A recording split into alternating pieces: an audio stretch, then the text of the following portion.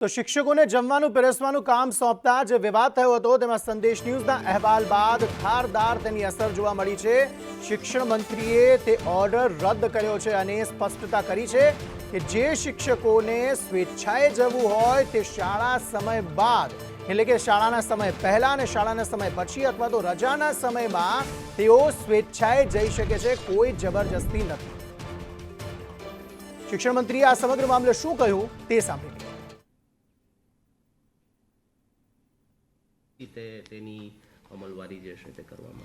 આજે નવી એનઈપીની શરૂઆત થઈ 29 જુલાઈ 2020। આજે 5 વર્ષનો સમયગાળો 5 વર્ષ પૂરા થવાના છે।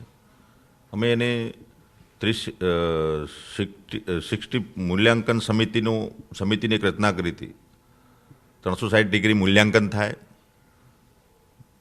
પરીક્ષા સવિશેષની પણ સમીક્ષા થાય, વિદ્યાર્થીઓ સ્વનું મૂલ્યાંકન કરે, એના સ્વાધ્યાય મિત્રો મૂલ્યાંકન કરે, શિક્ષક મિત્રો મૂલ્યાંકન કરે, વાલીઓ મૂલ્યાંકન કરે, સમાજ પણ મૂલ્યાંકન કરે, સારા નાગરિકો બને। આજે મોદી સાહેબે જે ઇન્ડિયન સિસ્ટમ નોલેજ એનઈપીમાં જે સબ્જેક્ટો મૂક્યા છે એ તમામનું મૂલ્યાંકન થાય એના માટે અમે પણ એક સમિતિ બનાવી હતી। સમિતિએ પોતાનો અહેવાલ તૈયાર કરીને 360 ડિગ્રી મૂલ્યાંકન સમિતિનો અહેવાલ તૈયાર કર્યો છે અને એ સબમિટ થયો અને એનો આખરી ઓપ આપવાનું બાકી છે। પણ કાલે સીએમ સાહેબની અધ્યક્ષતાને અમે મળી અને એની સમીક્ષા, એનું મૂલ્યાંકનની જે પદ્ધતિ જે છે એ બાબતે વિશેષ માન્ય સંઘો અને સમિતિ અધિકારીઓ સાથે અમે બધા મળી અને ખાલી એનું પ્રેઝન્ટેશન બ્રીફિંગ જોયું છે અને આજે આખરી ઓપ આપવાનું બાકી છે। પણ આપણા જે નેશનલ એજ્યુકેશન પોલિસી પ્રમાણે આપણે શિક્ષણ શરૂ થાય એના માટે આપણે ગુજરાતમાં બાલવાટિકાની પણ શરૂઆત કરી। આજે બીજું વર્ષ શરૂ થયું છે।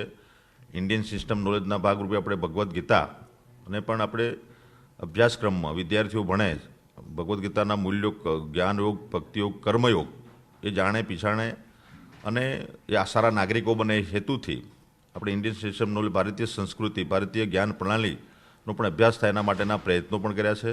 360 ડિગ્રી મૂલ્યાંકન સમિતિનો જે અહેવાલ છે એનો આખરી આજે મુસદ્દો તૈયાર થયા પછી પ્રસિદ્ધ કરવામાં આવશે। અત્યારે કાલે માત્ર એની બેઠક થઈ હતી।